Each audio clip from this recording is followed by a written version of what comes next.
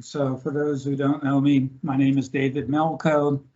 I'm a senior transportation planner here at PCTPA. I wear many hats, including the staff for the Airport Land Use Commission for Placer County. And as Miranda had noted, today's workshop's being recorded, and we're going to post it to our website on the ALUC page within the next few weeks. And so for those who haven't been to our website, it's at pctpa.net, and the ALUC page can be found under the Regional Planning tab at the top of the page, of the homepage. So today's workshop is called Workshop Number 1. There are 2 workshops.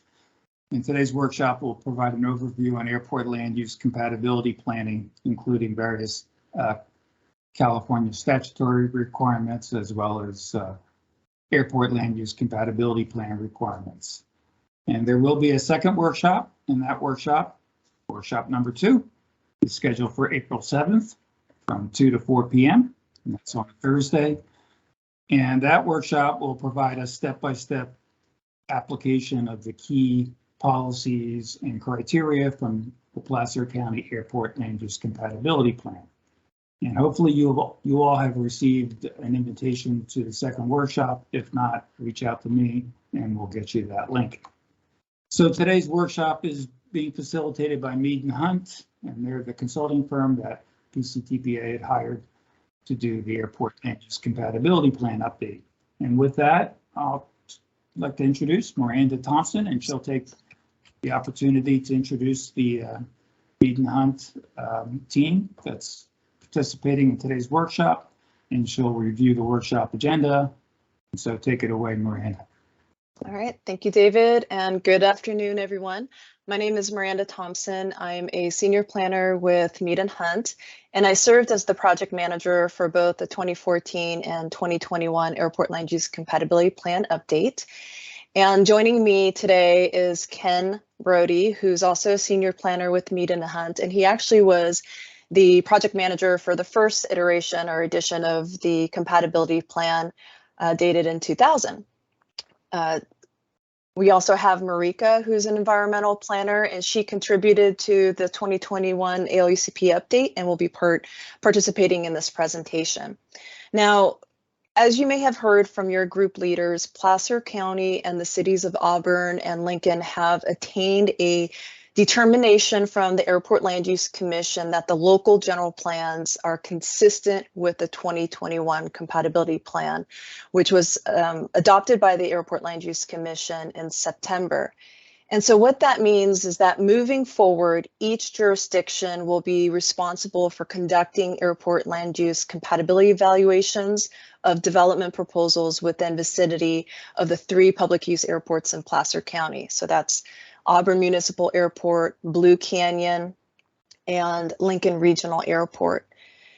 And because each of these of your jurisdictions are now taking on this added responsibility, David Melko and the ALUC executive director thought it would be beneficial to provide some training on how to conduct the compatibility reviews. So what we've done is structured the workshops into 2 modules, training modules, as David mentioned. And workshop number 1 will provide a broad overview on airport land use compatibility planning based on national guidance, either by the Federal Aviation Administration or the Airport Cooperative Research Program that provides nationwide guidance for airport sponsors and host communities on various topics. And our firm was involved with the guidebook on airport land use compatibility planning. So in this presentation, we will provide a basic overview of what is a compatible land use. Let me just switch to the agenda. What is a compatible land use? What are the key considerations in preventing incompatible development within vicinity of an airport? And what are the consequences if we do allow incompatible development? Now, once we've provided a foundation on the compatibility topic, we'll then discuss the California specific requirements, the statutory requirements involving airport land use commissions.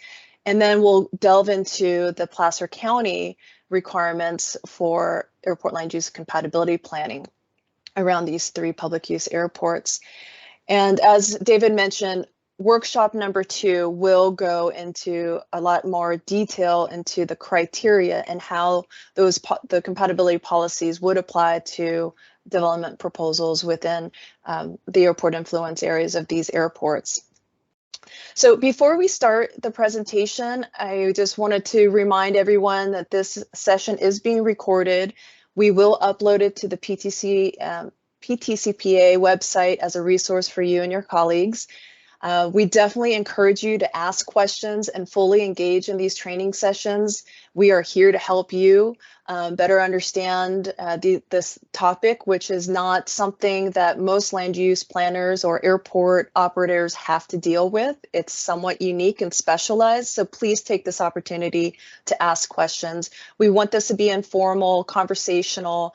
If you prefer to use the chat feature, you can do that. You can raise the hand using the little icon, or just unmute yourself and turn on your camera and speak up, ask the question. And all 4 of us, David, Ken, Marika, and myself, will be happy to answer any questions that you have.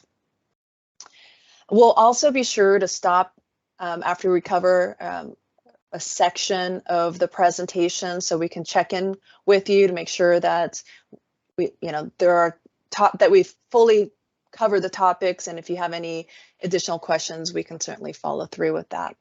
So before we start, does anybody have a question of us? All right, hearing none, I will then pass it on to Marika, who will start us off.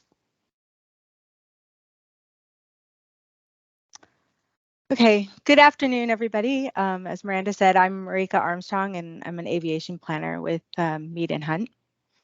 I'm going to start with, I'm going to turn off my camera just to be less distracting with the slides. Okay, so a compatible land use is defined as a use that can coexist with a nearby airport without either constraining the safe and efficient use of the airport and its associated airspace, or exposing the people living or working nearby to an unacceptable level of noise or safety. In other words, compatible land uses provide for safe aircraft movement. The underlying land use will not create a hazard for the flying public, and they also provide for long-term viability of the airport. So the neighboring land uses will not constrain the airport, but instead allow for airport growth and response to aviation demands. And they also preserve and protect the public health, safety, and welfare for those located near an airport. The next slide. So basically, there are 2 facets of airport compatibility that are of concern. The first are shown here, and that includes those land uses that affect airport activity. As the airport professionals, we understand that certain land uses can negatively affect the safety of airport operations or limit airport growth. Easy example of this includes land uses that create airspace hazards, such as tall structures, steam and smokestacks, or any land use that might attract a hazardous wildlife, especially birds. Next slide. The second concern deals with airport activity that affects land uses. It's important for communities to understand normal airport operations and how certain activities can affect adjacent land uses. Noise is the most prevalent concern. If you've been to a community meeting about an airport project, you've likely heard neighbors complaining about noise impacts. But we also need to consider public safety.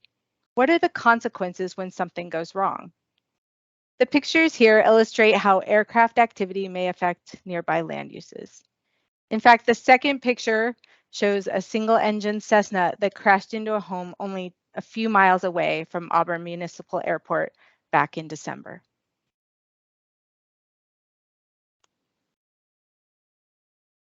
So given these 2 broad concerns, there are 4 types of compatibility issues that need to be addressed.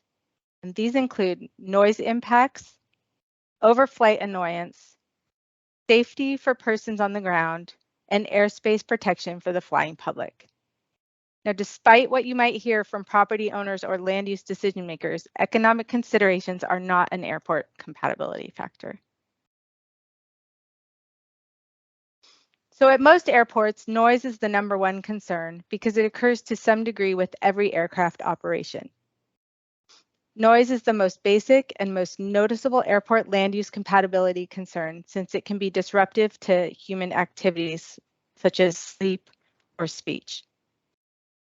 The common metric used for setting noise compatibility in California is the Community Noise Equivalent Level, or Cnel Contours. The Cnel contours are measures of cumulative noise exposure over a 24-hour period with adjustments to reflect the added intrusiveness of noise during certain times of the day. Cnel values are typically depicted on a map as contour lines representing points of equal noise exposure, as you can see here at the bottom of the slide. The challenge with using noise contours for compatibility policies is that the contour lines aren't exact, but based on a set of assumptions. Also, the contours do not equal what people hear. We hear the individual aircraft operations, which can vary by aircraft type. And an individual's noise tolerance varies from one person to another. Nonetheless, these cumulative metrics are the best tool we have for land use planning. The challenge is, where do we set the limit for new development? Many people think that the 65 decibel contour is the level mandated by the federal and state governments. However, the FAA uses the 65 contour as a threshold for funding sound attenuation, and states use this level as the basis for identifying noise problem airports. It's also important to recognize that the 65 was originally established with respect to major airline airports in metropolitan areas. Most general aviation airports exist under very different circumstances in terms of both the amount of noise they create and the ambient levels of the surrounding community. The current school of thought is that the 60 or 55 contour may be more appropriate for setting policy limits on noise-sensitive uses for airports in these quieter suburban and rural communities. For example, Auburn and Lincoln use the 60 contour as the residential land use limit. The policy objective here is to avoid new noise-sensitive land uses in noise-impacted areas around the airport. Next slide. So the best approach to address noise concerns is to limit the number of people exposed to aircraft noise impacts. This can be achieved by avoiding land uses, whether indoor or outdoor, where the primary activities are susceptible to disruption by loud noise events. The most common types of noise-sensitive land uses are shown here. Residential uses, hospitals and nursing facilities where speech and sleep disturbance is a factor. Schools and child care facilities where student concentration is important. Amphitheaters or places of worship where the participants are listening to a music or a sermon. And libraries, museums, and certain types of passive recreational parks and open space where there's an expectation that these areas are available for quiet enjoyment. A better use of noise-impacted properties would be land uses that generate a significant level of noise themselves, such as a transportation facility or certain industrial uses. Next slide. So overflight is essentially an extension of the noise factor. It's not so much about the disruption aspects of the noise, but the annoyance that it creates. Virtually anywhere that an aircraft can be heard around an airport is potentially within the overflight impact area. In fact, most noise complaints often come from locations beyond any of the defined noise contours. So the best approach to defining the overflight impact area is to delineate the primary traffic areas. If available, you can use radar tracks or other information on standard operations and traffic patterns to delineate the overflight boundary, as shown here on the bottom right of this slide. Vertically, the focus is typically on where aircraft are flying below 3,000 feet. And at the air traffic pattern altitude, which is below 1,000 feet, more stringent land use restrictions may be prudent. When overflight impacts are discussed in the community, the focus is usually on the modification of flight routes or when and how aircraft can operate. The objective here is to prevent or limit people's exposure to overflight impacts. In California, some agencies have considered setting restrictions on future land uses to limit the number of people that would be exposed to overflight impacts. However, the more common practice is to adopt policies establishing buyer awareness measures, which seek to inform the public. Do you have a question? Or okay. The more common practice is to adopt policies establishing buyer awareness measures, which seek to inform the public about the presence of aircraft overflights and the potential annoyances associated with overflight. California state law requires a disclosure about the presence of nearby airport to the prospective buyers of certain residential real estate within the airport influence area. And the Placer County ALUCP requires the inclusion of an airport proximity disclosure for all new residential projects within the airport influence area.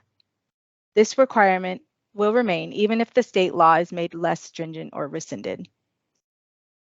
This notification allows individuals to make more informed decisions regarding acquisition or lease of property within the affected areas.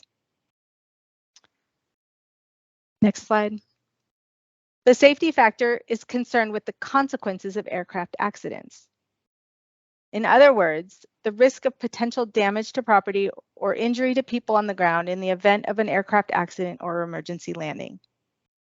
So there is actually a distinction between aircraft accidents where the pilot has no control over the airplane versus an emergency landing where a pilot still has some control and can hopefully guide it away from a populated area.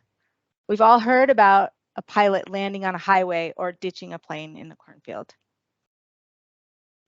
When addressing the safety factor, several questions need to be answered, such as what are the risks to the people and property on the ground when the accident occurs? Or are there certain locations in the vicinity of an airport that are exposed to greater risk of being the site of an aircraft accident? And for light general aviation aircraft, are there ways of designing land uses to increase the chances that the aircraft occupants can survive an accident? For example, providing some open areas around in the airport vicinity where emergency landings may occur. To assess risks, we can look at the historical nationwide aircraft accident location data.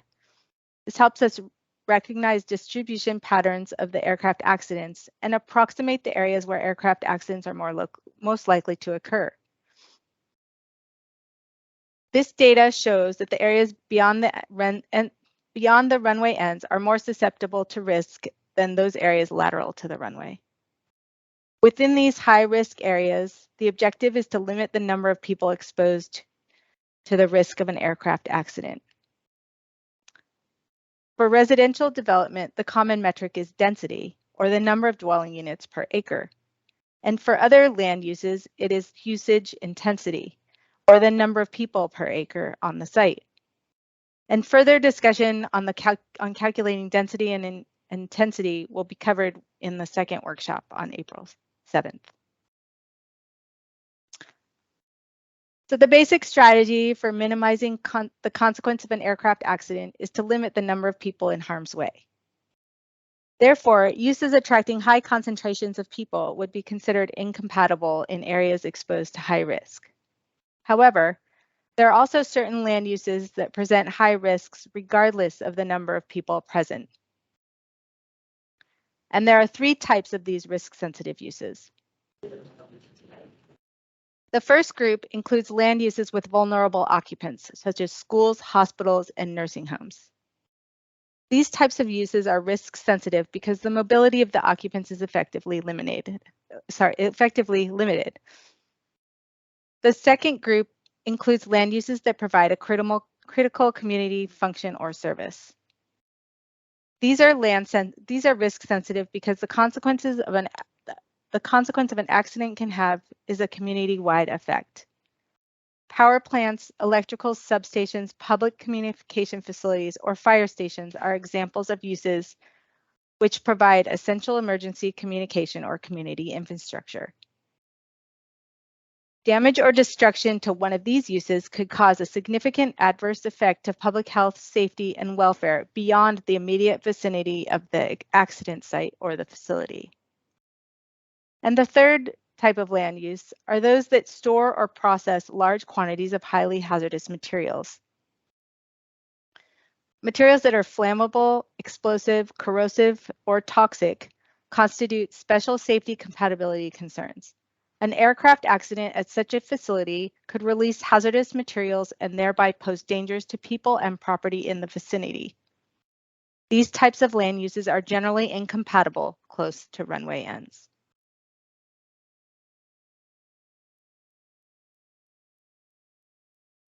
The fourth factor is airspace. Airspace protection is sort of the flip side of safety.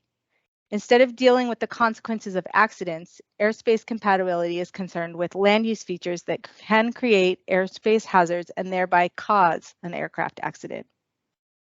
When we think of airspace protection, we mostly think of buildings, antennas, and other tall objects that can create a hazard to flight. But there are three categories of hazards to airspace that are of concern. Physical hazards include tall structures that have the potential to intrude upon protected airspace, as well as land features that have the potential to attract birds or other potentially hazardous wildlife to the airport area. Visual hazards include certain types of lights, sources of glare, and sources of dust, steam, or smoke that can reduce pilot visibility. And electronic hazards are ones that may cause interference with aircraft communications or navigation systems. The strategies for addressing airspace protection concerns are largely defined by the FAA standards. The Code of Federal Regulations, Part 77, Safe, Efficient Use and Preservation of Navigable Airspace, is primarily a notification device. It establishes standards for determining obstructions to navigable airspace. These regulations are often used to establish height limits of objects near airports. The objective of airspace compatibility policies is to prevent the creation of new land use or land use features that can create airspace hazards. Some examples of airspace hazards are shown here. Since many aircraft operations take place without navigational aids, clear visibility of an area around an airport is essential. Land uses that obscure pilot visibility should be limited to ensure safe air navigation.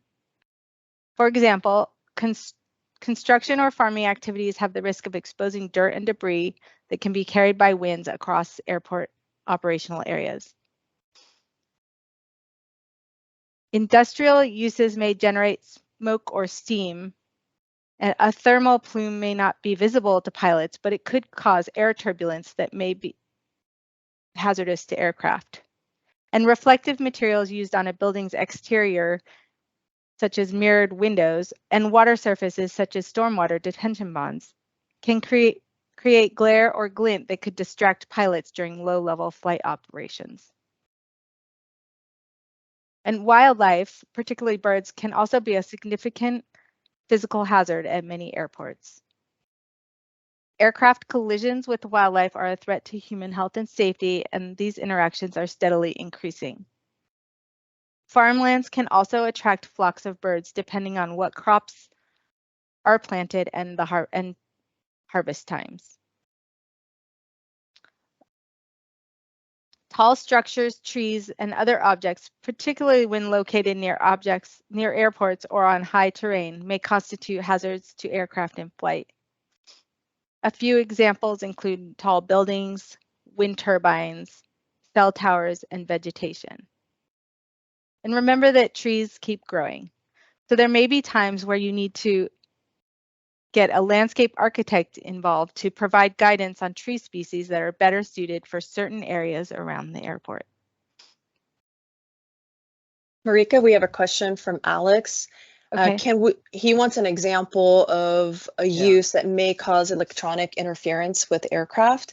And I wanted to offer two examples that I've encountered, and I'm sure Ken has others to share.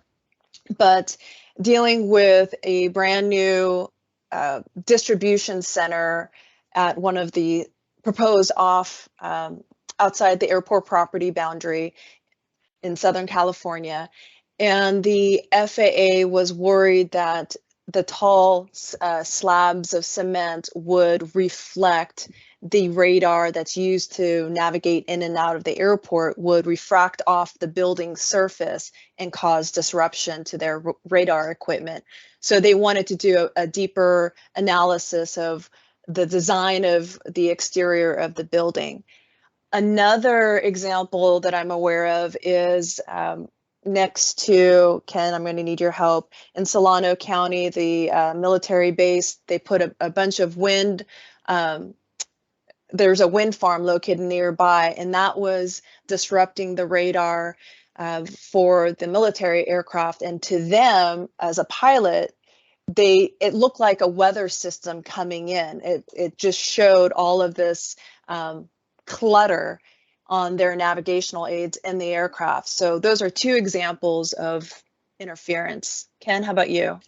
Yeah, I was actually starting to do a chat response to Alex, but since we're talking about it, the FAA has some guidance on certain known frequencies where you are actually deliberately using a certain frequency that might be too close to one of the FAA frequencies. And for example, that's been in the news not too long ago regarding cell phones and the new generation of cell phones that is a frequency very close to what the FAA uses on some of their things. And that was battling back and forth, and I haven't read too recently what the resolution has been. So there are some things that the FAA has specific guidance on the avoiding frequencies that are used by aircraft, either communications or navigation, either one. There's also times, and this is one that's a little harder, where just some piece of equipment that's not operating properly, a generator, for example, or whatever, may send out a frequency, I mean, just like you sometimes might have around your home where something is going to cause interference on your cell phone or whatever. Those are often things that just come up and have to be remedied on a case-by-case basis. Alex, if you wanted more detail, we can get some. And I know I have seen this this guidance that the FAA has, and we can look into that a little bit further and get back to you on that. And then I'll just add on that I think Marika just mentioned that projects do get submitted, or the FAA is notified of projects within the airport protection surfaces or airspace protection surfaces. And as part of that submittal package, they do ask for any information that related to the frequency that the project may utilize. And that way they can determine if there might be conflicts with their equipment at the airport. Okay, great example. So we'll move on, Marika. Okay, so I think we're at the next slide. So after examining these 4 factors individually, noise, overflight, safety, and airspace are combined into a single airport influence area, which constitutes the geographic extent of the airport land use compatibility plan. For each of the airports covered in the Placer County ALUCP, the geographic extent and objectives for each factor were combined to create composite zones shown on the airport-specific compatibility zone maps, similar to the one here on the right-hand side of the slide. These 4 factors are what the Airport Land Use Commission considers. Things like historic character and economic and growth impacts to neighbors may be considered by the Planning Board, but they are outside the purview of the ALUC. Next slide. The presence of incompatible land uses around airports has consequences. The problem illustrated on this slide is encroachment. These pictures show a historical timeline from a small general aviation airport in rural America. As you can see, the airport is originally surrounded by open space. As the years pass in subsequent frames, you see residential and other development encroaching upon the airport. The development continues until at some point the airport is forced to close to make way for urbanization. Encroachment by incompatible land uses into the airport environs is a consequence of poor land use decisions. These are made incrementally on a project-by-project basis. They may seem inconsequential individually, but together they can lead to an airport closure. Incompatible land uses can also degrade airport operations or restrict airport growth and expansion, thus eroding the aviation system. When communities make development decisions around airports that result in incompatible uses, they can restrict airport operations. Such development may force airport sponsors to displace the landing threshold in order to clear such an obstruction or to raise approach minimums for aircraft. Constraining these airport operations can increase safety risk to both aircraft and persons on the ground. Next slide. Okay. And just as there can be consequences to the airports, there can also be consequences to the surrounding landowners and occupants when incompatible land uses are developed in the airport environment. These can expose people to noise and safety hazards and reduce the quality of life for airport neighbors, which in turn can reduce community support for the airport itself.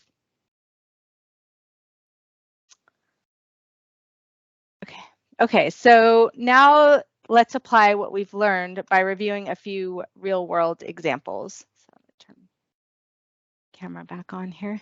Okay, so in each of the following photos, there's going to be a particular land use that's flagged. And I want you to consider the 4 factors that we've discussed so far. And I want to know from you whether it's an acceptable land use, and if not, why not? So hopefully we'll have some volunteers, but if not, we may have to pick on some individuals. So, all right. So I definitely ask those of you on the call to just go ahead and put your camera on so we can kind of interact and play with this.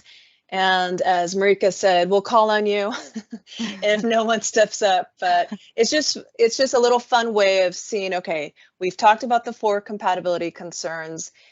Looking at these pictures, what comes to your mind as a potential issue? Okay, so let's go to the first one. Okay.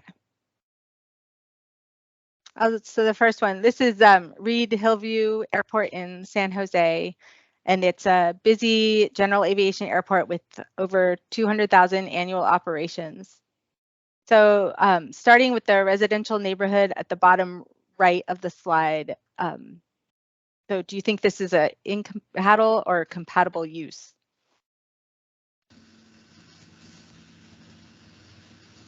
Incompatible. Yay, Angel. For safety Yes. reasons. I would not buy a house right there. Definitely. Anybody Safety else? and noise. Safety and noise. Yes. Would be hard to have a barbecue with 200 operations a year.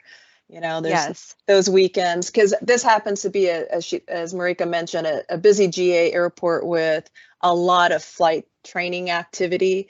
So that often occurs when people are off of work. So we're talking about the weekends and just a lot of disruption just to your daily, home life. So, yep, perfect.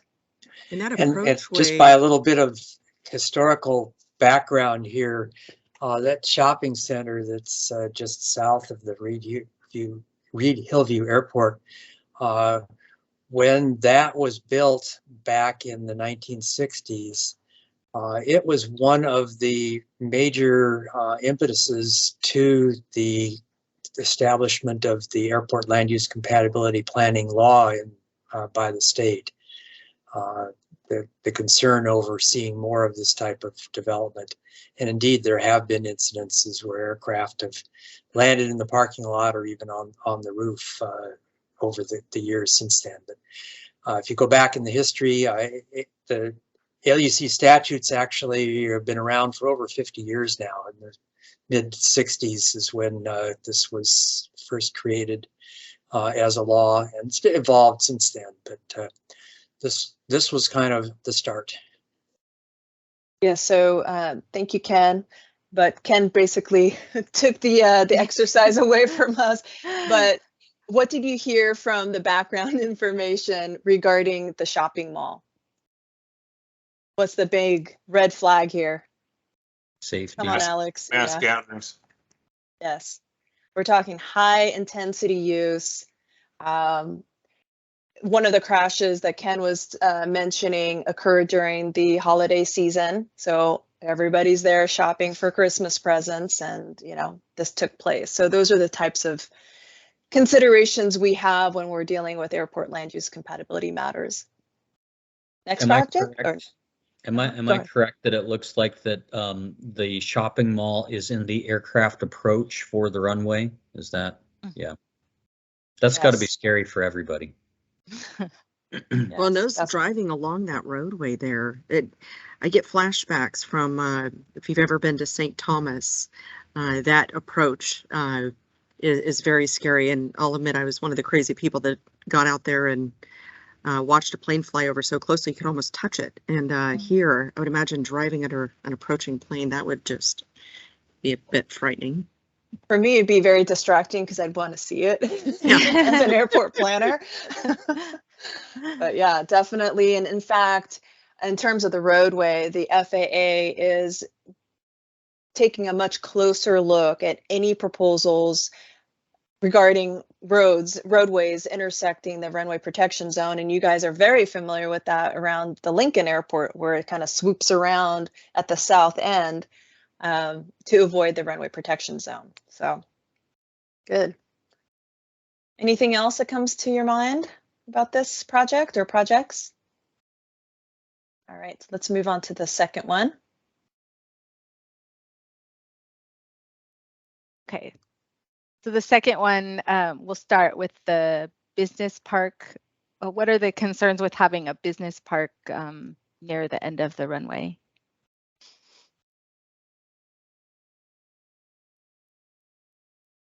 Same concerns. Safety. Possible steam from manufacturing, maybe some electronic interference, depending on what type of equipment. Very good. Nice. Yeah. So you can see that. Go ahead. I was just going to say, it looks like there's quite a bit of vegetation that went around that industrial park, maybe to kind of block out some of the view there, which could probably attract some birds and what have you. Very good. What about the golf course? Any issue with that? Would this be a similar thing if you've got any sort of like wetlands or anything that attracts birds? Yeah. Maybe that would be problematic.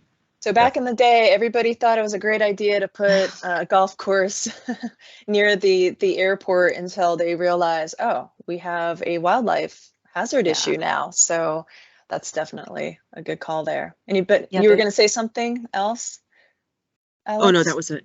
Or I was Angel? just simply going to note what Angel said, just that, and those aren't just birds. Often they're waterfowl, which are larger birds, which I assume, a larger bird is more likely to cause damage or an engine failure with a strike. Yeah, the Canada geese love the golf courses, right? One that you've missed is lighting.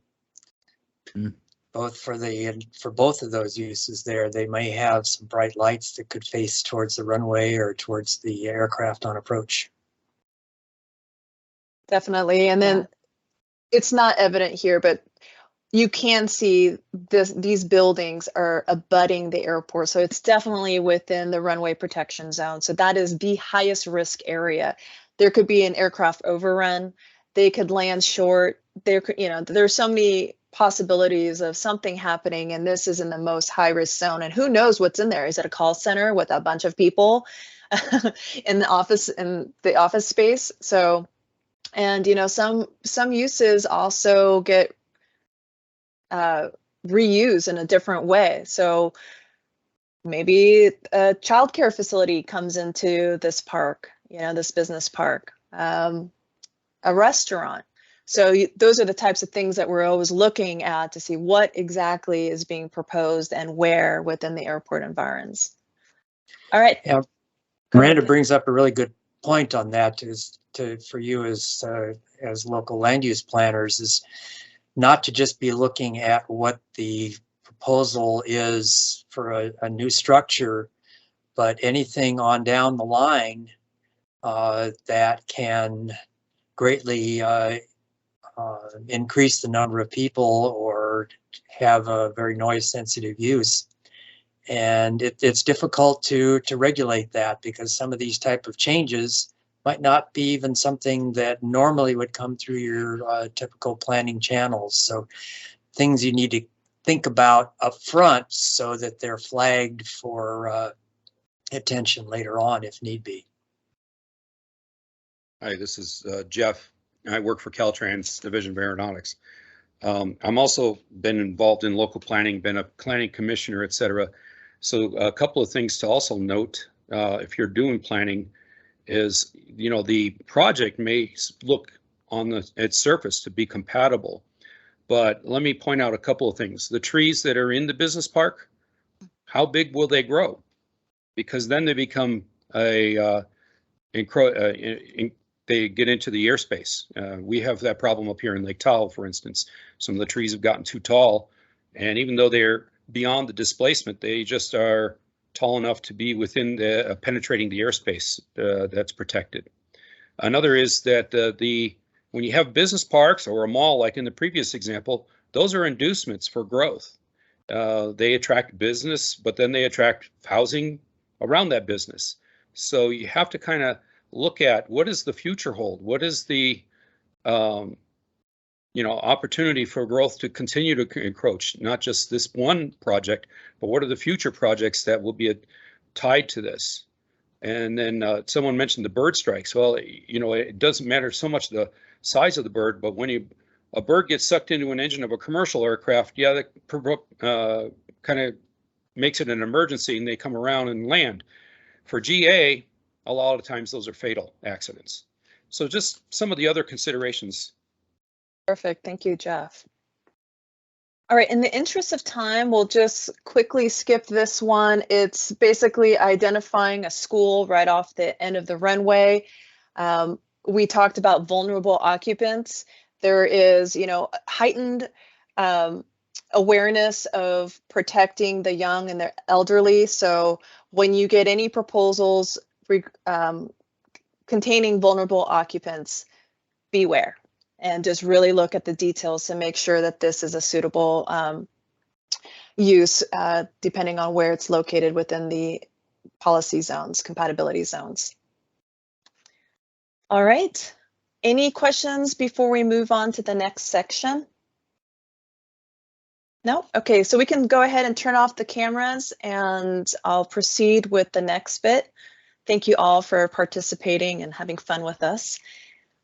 All right, so the next one is, turn off my camera, is related to the California requirements, the ALUC statutes. As Ken mentioned, the original statutes were enacted in 1967, so it's been around for 55 years. And with limited exception, the statutes require an airport land use commission in each county containing a public use airport. And there's 3 different formats for ALUCs. There could be a single purpose or standalone airport land use commission, which is comprised of 7 members. We won't get into the details of that. There's also a designated body, such as a city planning commission or regional transportation agency that can assume the ALUC responsibilities. And the designated body format is used in Placer County because the Placer County Transportation Planning Agency assumes the ALUC role.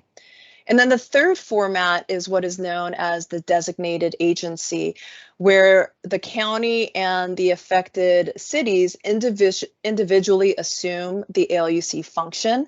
But this format does require approval by Caltrans Division of Aeronautics. And there's only a couple of counties that have selected that option. Kern County and San Bernardino County are examples that follow that alternative process. Now, as stipulated by state law, the purpose of the LUC is to protect the public health, safety, and welfare by doing a couple of things. First, ensuring the orderly expansion of airports, as well as adoption of land use measures that minimize the public's exposure to excessive noise and safety hazards.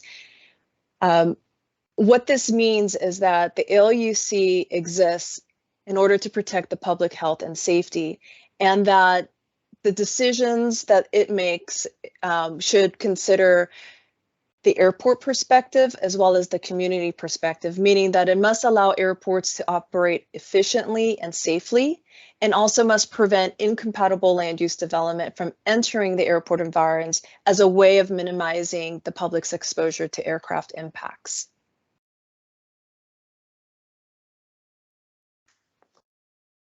Now, ALUCs accomplish this purpose by preparing and adopting airport land use compatibility plans for each airport within its purview. Now, airport land use compatibility plans, you might hear ALUCP, ALUC plan, compatibility plan. There's a lot of terms that are used, but the statutes give the ALUC the authority to prepare and adopt these compatibility plans. And once it has done that, the LUC has the authority to review local plans and actions to ensure consistency with a compatibility plan. Now, it's important to note that the LUC does have limitations, meaning it has no authority over airport operations. So it has no influence on where aircraft can fly, how low they can fly, or what types of aircraft can operate in and out of the airport. It also has no authority over aeronautical development of the airport if it's aviation related. So that means the ALUC can't prevent an airport operator from extending its runway, from providing additional services or facilities at the airport. Those types of, if there is any opposition or concern, those types of questions or comments need to be handled and directed to the airport operator. The ALUC also has no authority over federal, state, and tribal lands. So for the purposes of this compatibility plan, it can serve as guidance for these agencies when they're considering approving development on their property. State law also prevents ALUCs from addressing existing incompatible land uses. So even though it's incompatible, the LUC has no option to remove that and force a change. However, it does have the opportunity to prevent expansion of the non-conforming use.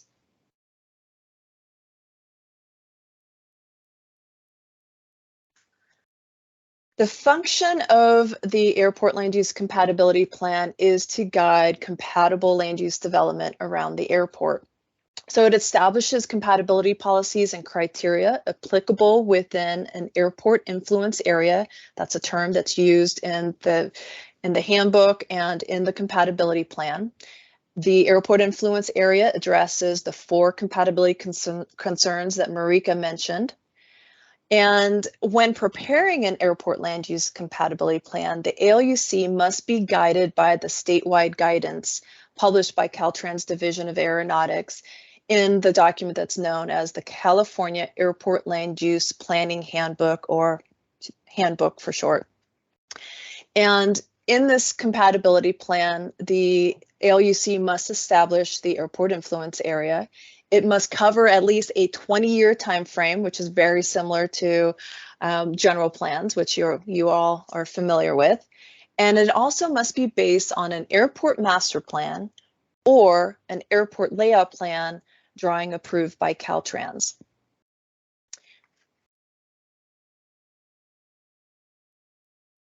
Now, for effective compatibility planning to occur, there are 3 independent plans that must be considered in a comprehensive and interrelated manner.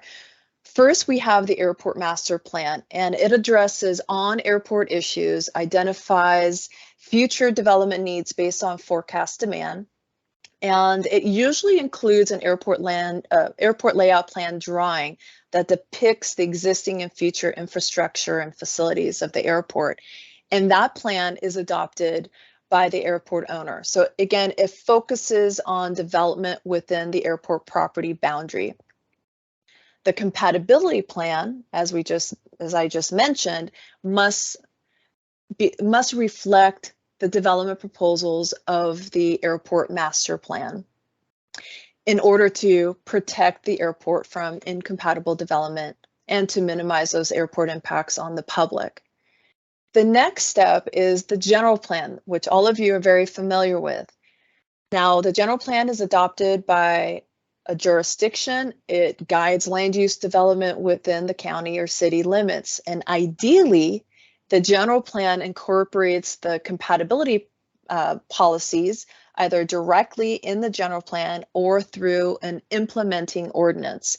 And for Placer County, the county has basically has incorporated the 2021 compatibility plan by reference in its general plan, but also implements the compatibility criteria of the 2021 plan in the aircraft overflight combining zoning district.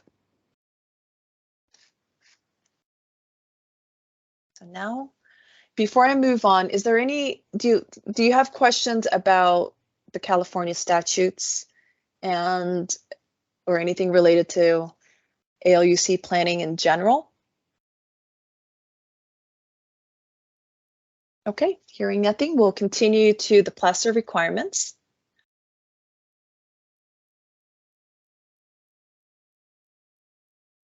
Okay, so now we'll focus on the Placer County elements. As previously indicated, PCTPA functions as the ALUC for Placer County under the designated body format provided by state statute. And it's important to understand that the Placer County ALUC is not an advisory board to the Board of Supervisors or city councils like their respective planning commissions. Instead, the Placer County ALUC is more akin to a coastal commission, and the decisions made by the ALUC are final and independent from the local agencies. Now, last September, the ALUC adopted the compatibility plan for both, updated the compatibility plan for both Auburn and Lincoln airports, but the plan adopted for Blue Canyon remains unchanged from the 2014 version.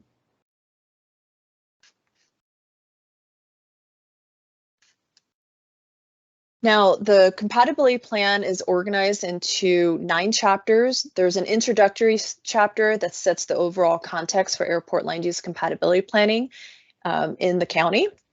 And then chapters 2 and 3 present the procedural policies and compatibility policies that are applicable uniformly to each of the 3 airports. The airport-specific policies and maps and criteria tables are found in separate chapters for each one of the 3 airports.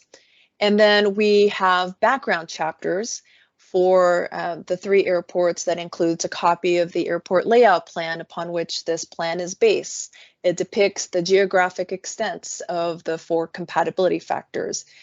The plan also includes a set of appendices with supplemental resources and tools to facilitate implementation of the compatibility plan. So it's a great resource for all of you. If you have questions about the statutes, there's a copy of that. There's a copy of, for example, the process to notify the FAA of projects within the airport influence area. So a lot of good tools available.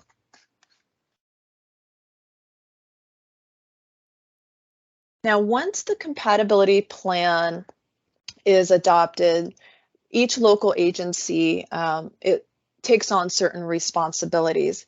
And just to confirm for everyone on the call today, the local agencies include Placer County because it includes unincorporated areas within each of the airport influence areas.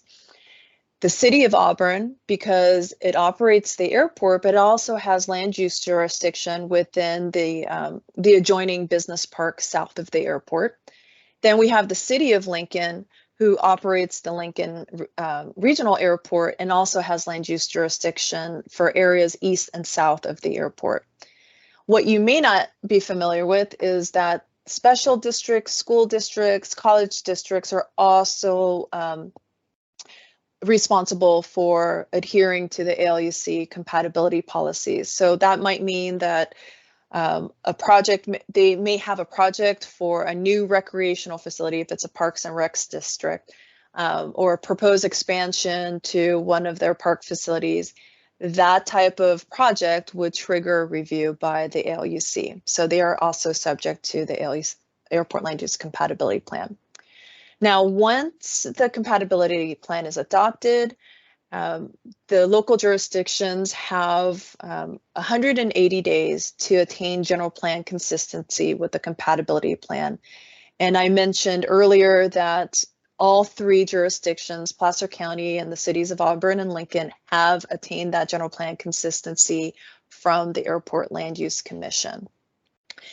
And that is important because it really dictates what types of projects now get forwarded to the ALUC. So submittal of the projects to the ALUC definitely depends on the status of the general plan consistency. Before the general plan is made consistent, state law allows ALUCs to review all land use actions. However, most ALUCs choose to review only those land use actions that contain a compatibility issue. And within the compatibility plan, the Placer County compatibility plan, we call these major land use actions because the ALUC and staff do not want to review a building permit or a zoning variance to reduce the number of parking spaces or something that has no safety or noise impacts or potential compatibility conflicts with noise and safety concerns. Now, once the general plan is made consistent, the compatibility plan dictates that major land use actions would continue to be forwarded to the ALUC on a voluntary basis, and that the ALUC executive director can provide comments, and those comments are advisory only. Regardless of the general plan consistency status, certain projects always require ALUC review. Go through that next. So this slide presents the list of actions always requiring Airport Land Use Commission review. And that includes, for example, general plans and specific plans, zoning amendments or rezoning, but a zoning variance that may seek a setback, a change in the setback requirements would not be considered a mandatory action. From the airport's side of the house, a new airport master plan, a revision to an airport layout plan that shows a runway extension, those trigger an ALUC review.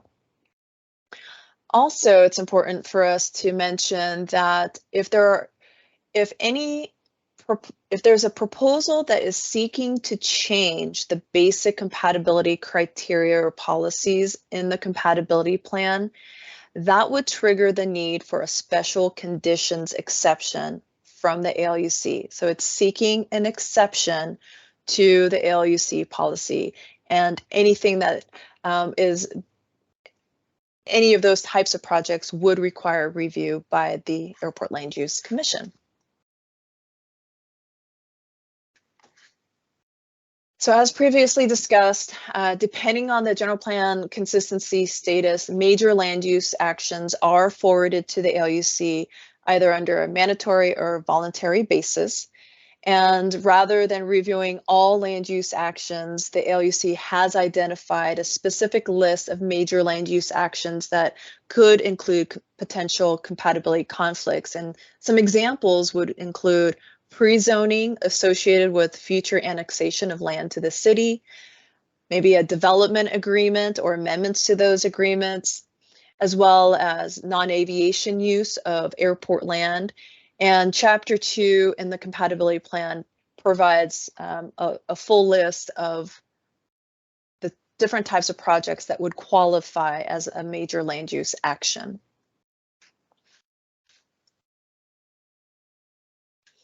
This is the last slide for today. We wanted to point out the project application, which is basically the ALUC project referral form, sometimes called the submittal form, application submittal form.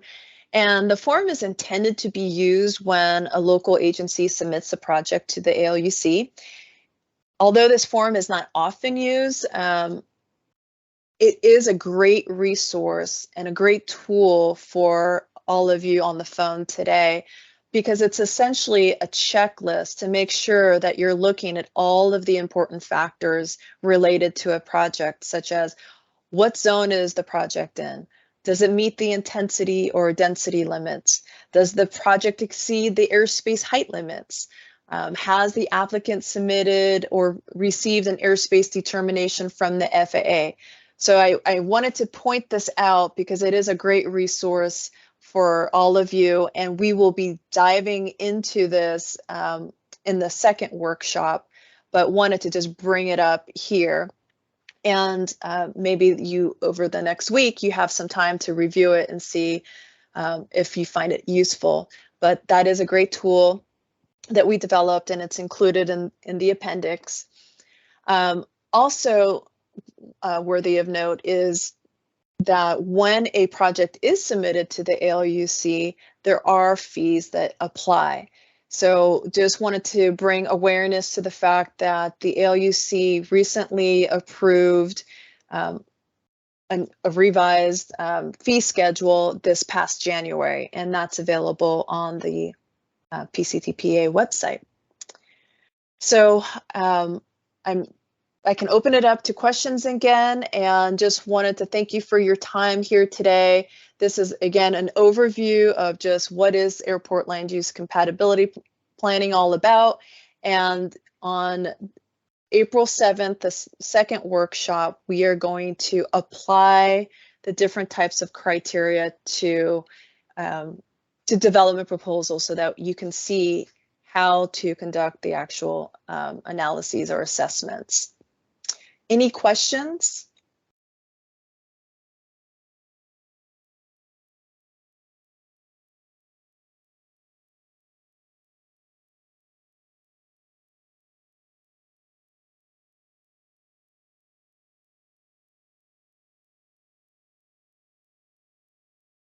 No questions, you guys? I have one question. Take advantage of having David on here. David, if you could help with one question. Can I confirm, I should probably know this, Placer County has a conditional approval or consistency determination at this point right now, because we're still working on the zone change that will occur to, I think we've got about 332 parcels to bring into compliance here. So can I just confirm Placer County has what I'm calling a conditional consistency determination at this point? Okay. Correct. All three jurisdictions have conditional. Conditional. Okay. Consistency determinations. They have 180 days to bring their general plans into compliance with the condition that was set forth by the ALUC. And, you know, as I've mentioned before, and mentioned that the Airport Land Use Commission, to the extent that the jurisdiction finds difficulty, either through staffing or just whatever issue, just notify us, submit a letter requesting an extension on that 180 days. We would take it to the Airport Land Use Commission because it's a commission decision on to do the extension. And I don't really, I wouldn't foresee any significant issue with respect to that. Okay, very good. Yeah, I've got a work program. I need to readjust some dates, so I'll be in touch soon on our outreach component and where we're at in that process. Okay. Yeah, I Yeah. should mention that, you know, the 180 days is very hard to achieve to get it through the full, you know, approval process at the local level. And so conditional approvals seem to work the best because it just says that you're doing your due diligence to try to attain that general plan consistency determination from the ALUC, but there may still be some steps to complete. And I just wanted to also offer up, to the extent that the staff at either Placer County or Auburn or Lincoln need my assistance, you know, either being at a meeting, you know, to defend the ALUC recommendation, I'd be more than glad to do so. Thank you, David. Yeah, we'll definitely be in touch on that. I know we had talked about a couple of opportunities there where we might be able to use your assistance, so I appreciate that. So this is Jonathan from Auburn. So now that we have this plan and are working on our consistency determination, we're supposed to adopt our airport influence area. And obviously that if we're adopting it into our general plan, that makes some of the regulation our responsibility. How does the coordination, or how do you see the coordination working between the county and the city, being that we have ultimate responsibility for that area? Jonathan, so this is Alex. I'm a supervising planner in the current planning division for Placer. Can you clarify your question as far as the coordination? What are you meaning there? Well, one of the consistency requirements is that we actually adopt the, what is it called? The airport influence area into our sphere of influence. And part of that adoption, I believe, would put some of the requirements for review on the city, or at least have some influence on what's happening within that area. How does that coordination take place, or how do you envision that coordination take place? And I'm going to back up real quick. I'm from Oregon, and I've only been in California for a while, so this is new. Up there, we actually have land use compatibility statements that are passed between organizations that have similar types of mutual influence, and it just allows the other one kind of a heads up and a chance to, you know, check off that they don't see any issue with whatever's going on. I'm just curious on how you see this relationship working. Let me David might be our most expert resource here. I think you are. Thank you. I don't know about expert, but I did make the comment. So, your general plan is text heavy and graphic light in terms of maps. And there was a map, if I recall correctly, that shows the sphere of influence for the city of Auburn, as well as the city of Auburn's municipal boundaries, including the boundaries around the airport and the business park. So what we are striving to get is to show within each of the general plans for them to show the airport influence area around within the airport. And so the map that I commented on was, I think, one of the few maps within the plan, at least the copy that I had. And so we are just looking to show the airport influence area boundary on that map so that someone who goes to your general plan would be able to say, oh, okay, you know, my parcel falls within the city of Auburn, and, you know, it falls within this airport influence area. Now, to the larger question with respect to, so you don't need to take any sort of specific actions about amending your sphere or anything along that line. So it's just a visual representation on the map of another boundary line, which is the airport influence area. So it's just with something added to the legend that shows that that's what this boundary line represents. With respect to coordination, I mean, I would encourage, you know, Placer County as well as City of Auburn, to the extent that you have projects and entitlements that for projects that occur within the airport influence area of the City of Auburn, that you mutually share those applications for review and comment. And to that end, Jonathan, I was just pulling up some GIS data here as David was providing that answer. Thank you, David. And just would let you know, we have, when we do notification of projects that require public hearing, we have what the clerical staff call the civics list that, identify all of the organizations and agencies that we have to automatically send notice to. And I see that there is a pretty extensive sphere of influence that the city of Auburn has around the Auburn Municipal Airport.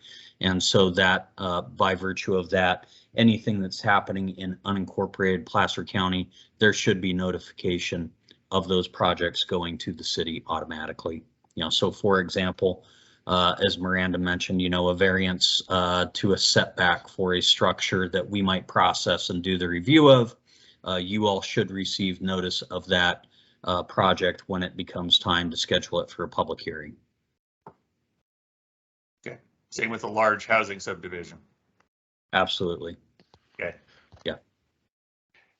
Could I take that segue and ask to talk about housing a little bit? I mean, I think we've touched on some of it, but I see that as, a desirable land use, and we currently allow multifamily housing in commercial zones, and I don't know where my question is in all this, but I see the development pressure being for denser housing, and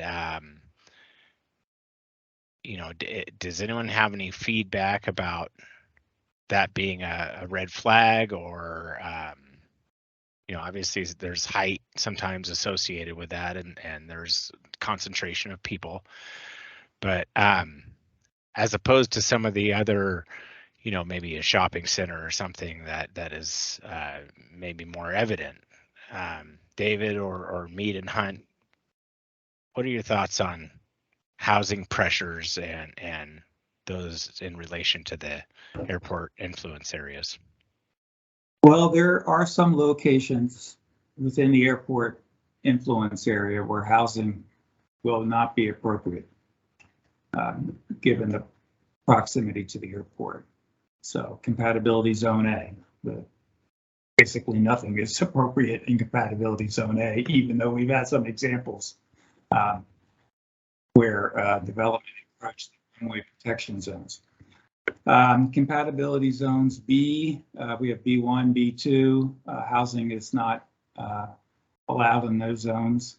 And in compatibility zone C1, there are some restrictions with respect to multifamily housing. And so early on in the airport land use compatibility plan process, I sort of red flagged the C1 issue because the county was, along with SACOG, who was encouraging all of its member jurisdictions to submit parcels for Green Means Go, that Green Means Go program. And so I reached out to Shauna Purvines and then Alex and other members. Patrick, I think you were part of that as well. And, we worked to develop a policy where some housing could be provided within the mixed use zones that were being kind of flagged by the county for opportunities for housing. And so this map that Miranda put up on the screen shows the infill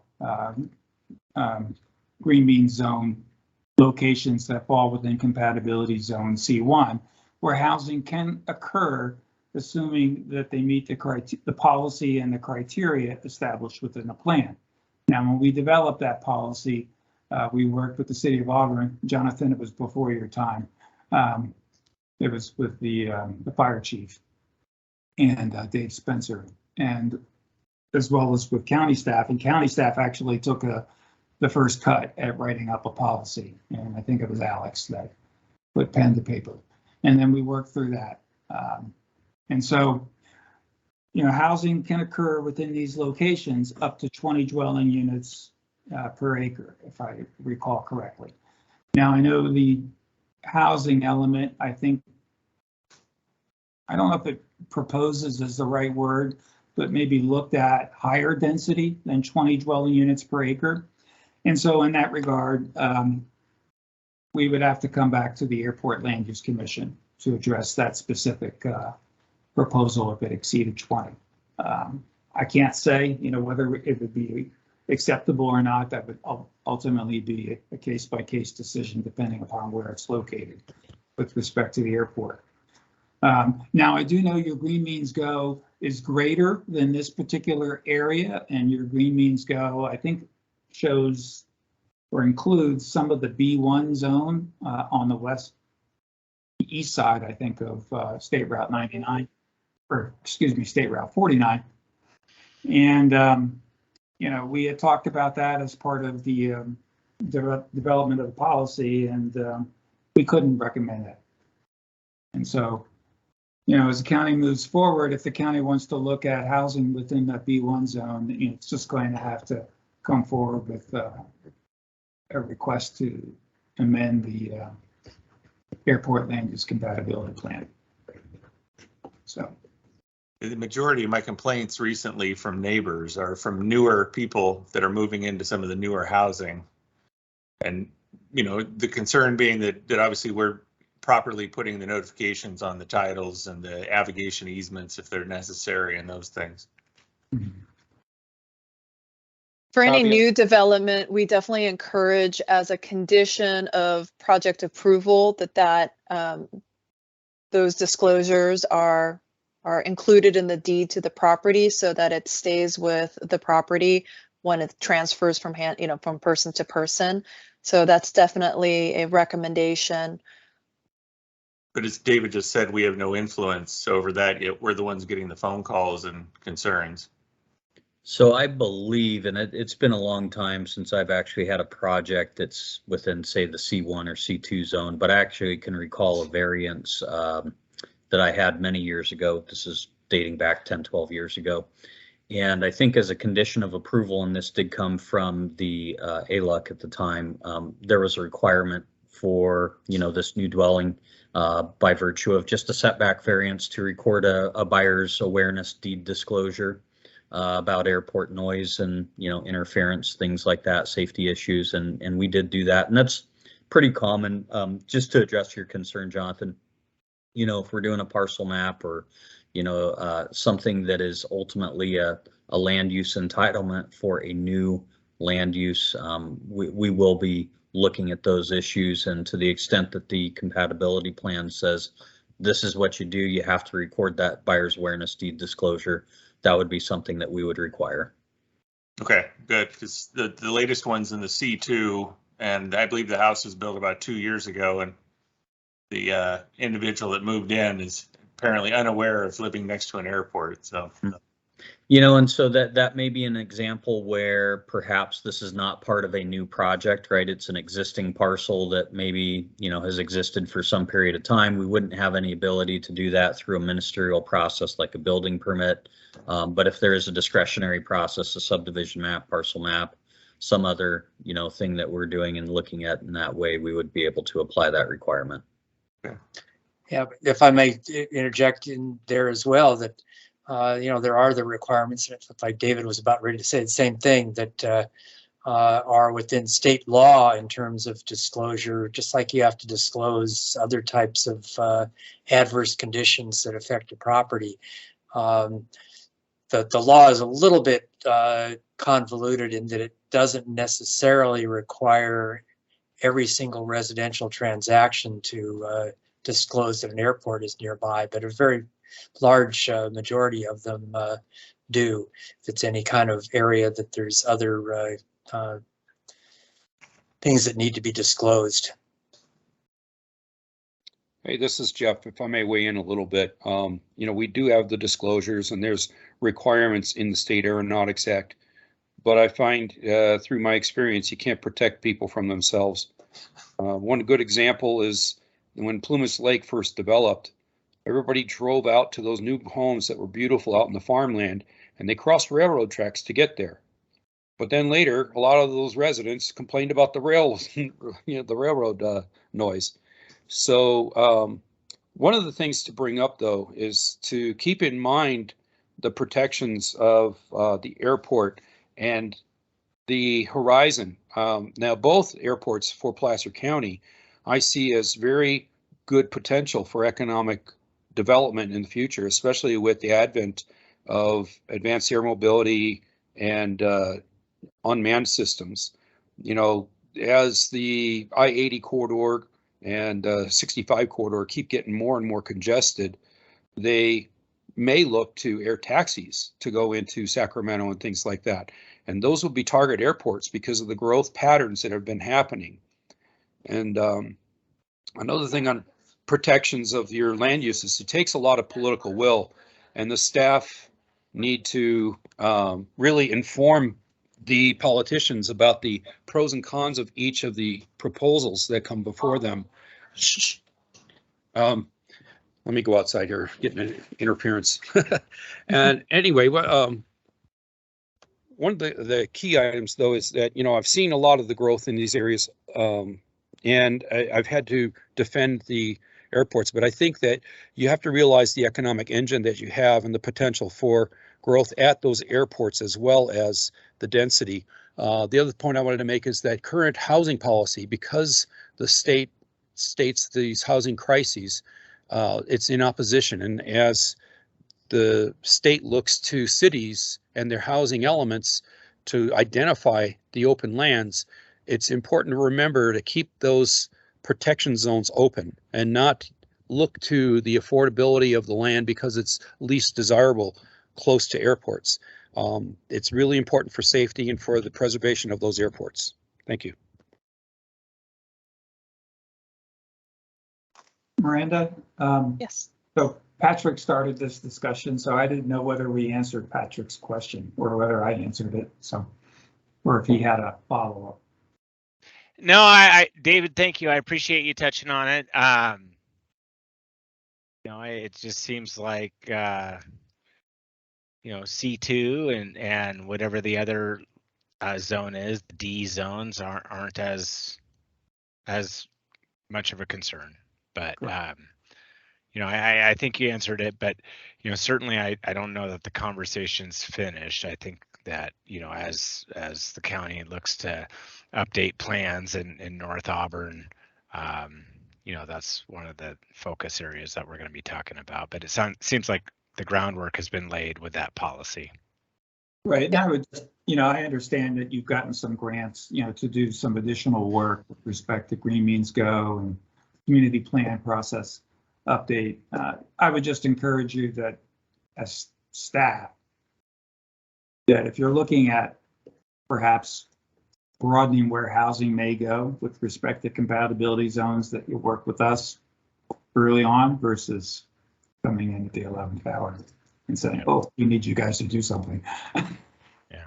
And I just want to, I'll just kind of close the loop on the point and make sure that our colleagues at the city hear what I say, which is that we understand the importance of the airport to the city's, you know, economic future and tax base. And so, you know, that's not really on, as far as I know, it's not on the county's radar for alternative uses that are different than what are established right now. You know, obviously I'm not in a position to decide those things into the future, and those things may change and evolve over time, kind of as Patrick said. But right now, I'm not aware of any, you know, hard look at any of the area around the airport for anything beyond what we, you know, kind of worked with the, you know, with PCTPA staff and Mead and Hunt to develop the policies that were in support of the Green Means Go and the infill green zone mixed use residential there along Bell Road. So appreciate that. Since we also touched on the GIS piece, I did want to share another resource that's available on the ALUC website. And it's a great tool that you can use in Google Earth, where we basically converted the GIS zones into KMZs, so you can drop it into Google Earth. And that'll help you if you're looking at a development proposal and you can clearly see that, oh, it's in zone B1, and then you can go to the compatibility plan to find out what criteria applies to that particular parcel within zone B1. So that KMZ file is available for Lincoln and Placer. I'm not sure about Blue Canyon if we did that back in 2014, but it's definitely available for the two as part of this update effort. Yeah, we have it for Blue Canyon. It's the Okay. 2014 files. And I would encourage all of the staff out there to encourage applicants to look at this, because many a time when I get a county or a city application and the box checks, are you within an airport influence area? The applicant puts no, when it clearly falls within, so. And I think I know the answer, obviously, David, but this KMZ file, this is based on the plan update. These Correct. are the new rings. 2021, and the easy tell for Auburn is this triangle shaped push out of the zone B1 to reflect the traffic pattern. And so just as a southwest. reminder, Auburn and Lincoln, when you go to our website, the GIS files are representative of the 2021 plan. When you go to Blue Canyon, it's representative of the 2014 plan, although the 2014 plan for Blue Canyon is included within the updated ALUCP. That's because there was nothing to change with respect to the Blue Canyon Airport. So. Is there any way you could drop the link to that KMZ file in our chat to make it easy for me to find? You can find them by going to PCTPA.net and going to, there are tabs at the top, and there's a regional projects tab, and then you scroll down that tab. There should be Airport Land Use Commission, and then it's housed within there by the airports. So. Know this by heart. I've done this many a time for many applicants that have called me. So you go to the regional planning tab, Airport Land Use Commission, and then there's a text box on the right-hand side of the page that shows the 21 ALUCP. And if you wanted Auburn, you would just click on the Auburn page, and you'll see various the chapters, the environmental document, and the GIS shape files that can be downloaded. Is that the shape files, or is there a KMZ file I can download? I think we have the KMZ files up at this point in time. But we can get you that. We can send that out to the group. I know it's a big group. I don't mean to take people's time, but since we have you, are there any uses in this Auburn influence area that, you know, I heard some comments about residential complaints. Are there uses that concern you about growing or expanding? You know, I mean, I would think that the recology area and such is compatible. Just off the top of your head, are there any things that are troublesome? But 99% of the complaints that come in are from residences in the area. So that's the majority of my time. Like I said, lately it's been newer people to the area that don't seem to understand that they're in some type of traffic pattern. Yeah, that's my concern, is the encroachments of residential development. It just takes an extreme amount of time to try to educate the public on, you know, that they live next to an airport and why airplanes are flying over their house. Yeah, I mean, that I don't get any complaints. Well, I won't say that, but my commercial industrial users, nothing. I mean, they knew they went in next to an airport, but we get more and more people, you know, they move in by the golf course. They want, you know, the life of Auburn, and, you know, darn these planes flying over the roof. So that's, like I said, the majority of my complaints are, well, by far, the vast majority are just residential uses, and especially new people to the area. So that's why I was having the discussion about, you know, what type of notification the city gets in some regards, and then just ensuring that we are doing the easements that are required within those influence areas, or the notifications are being recorded. And then, whatever other notification we can provide to the public that, hey, this is a housing development that's within a, in a subdivision that happens to be within zone, C2. And yes, you're going to have planes flying over the top of your house from time to time.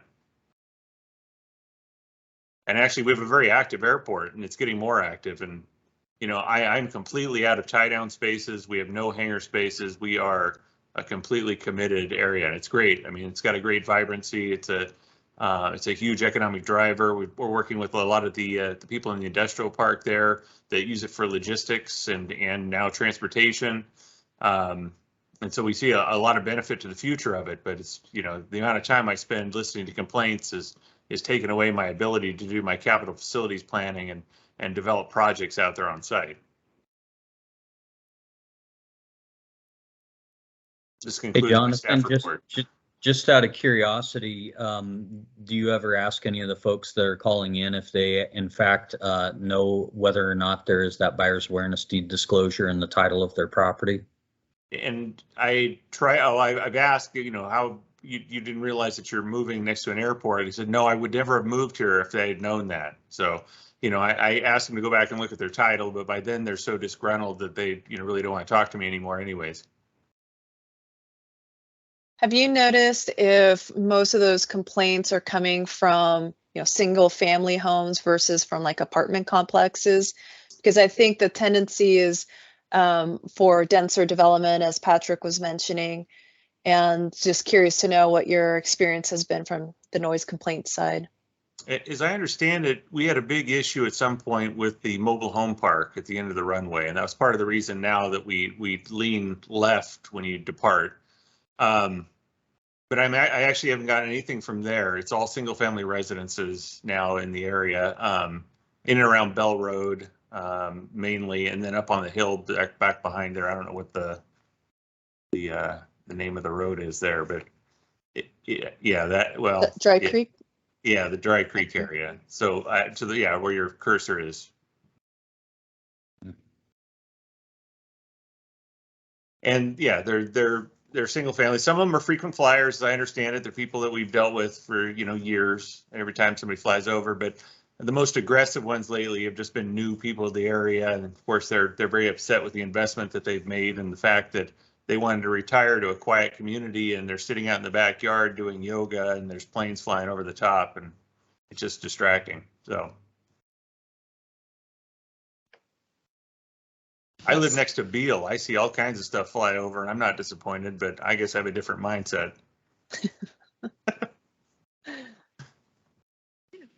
Regarding the criteria that was used to sort of establish or identify the risk sensitive land use types.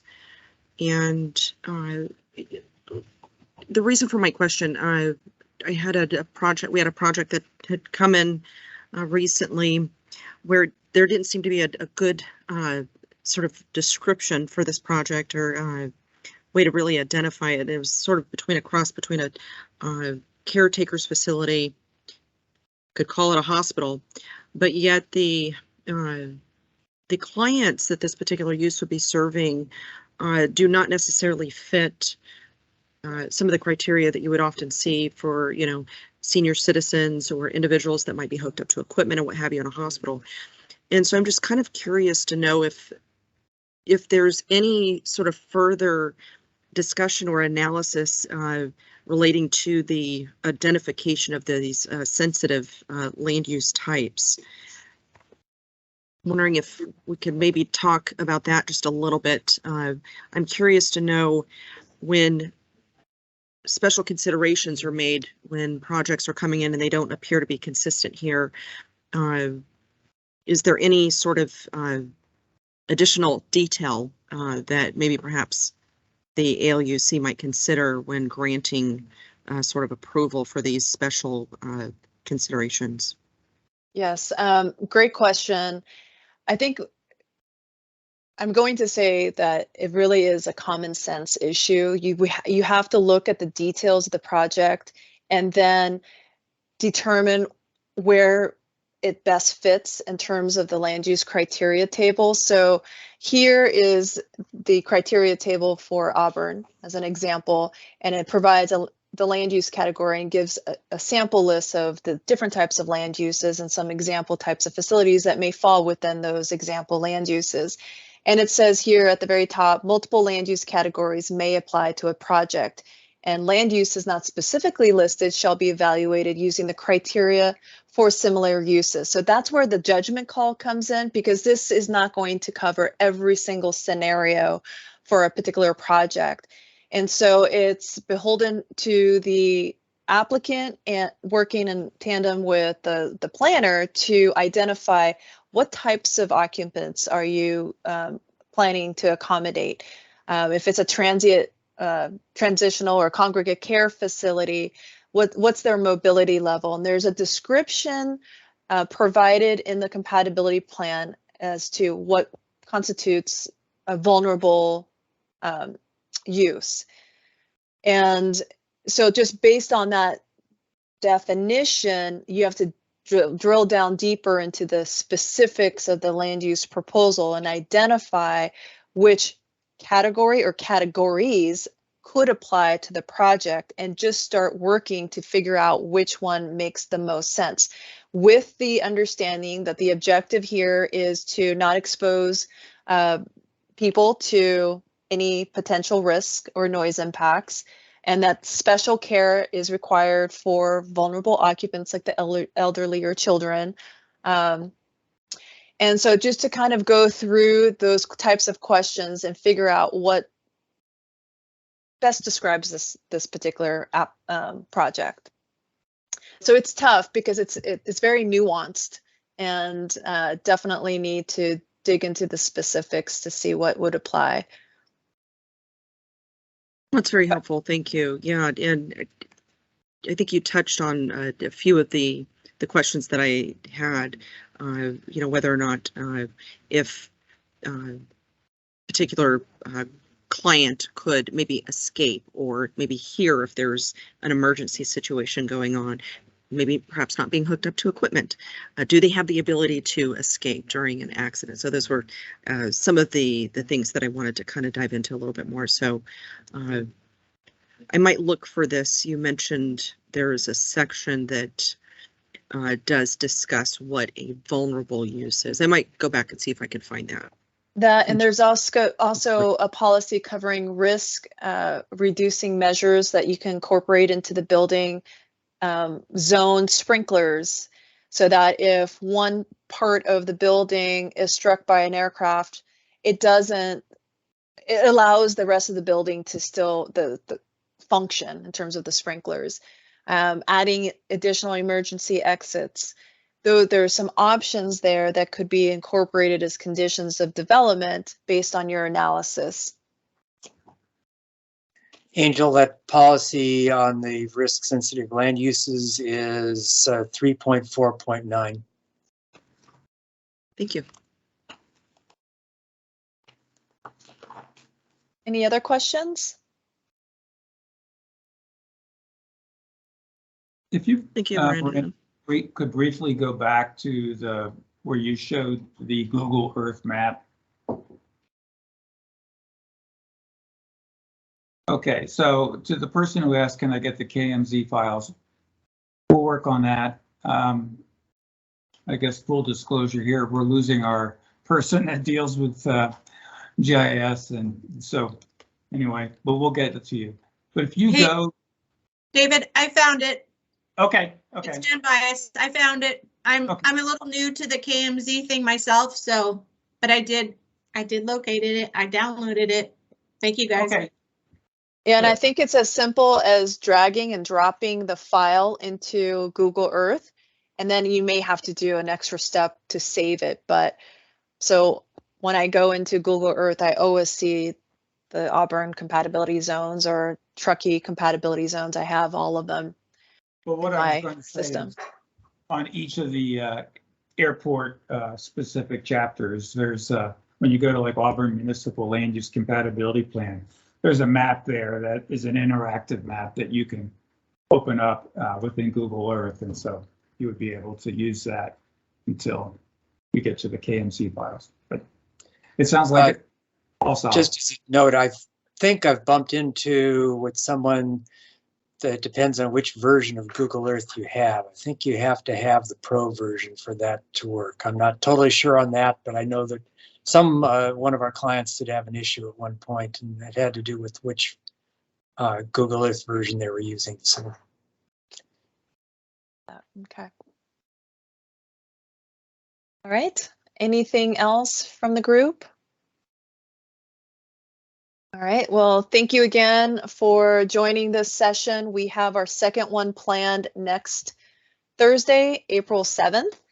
And again, we're going to focus more on the policies, similar to the question that Angel posed to us. We'll look at some unique situations and how to apply the criteria to those circumstances or those types of projects. So more to come on April 7th.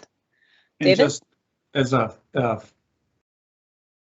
tag on that, when we sent out the invitation that was then distributed, for example, by Alex to various county planners, the link for your workshop number 2 is different than the link for workshop number 1. So make sure you use workshop number 2 link. Otherwise, Right. you'll be waiting for a while.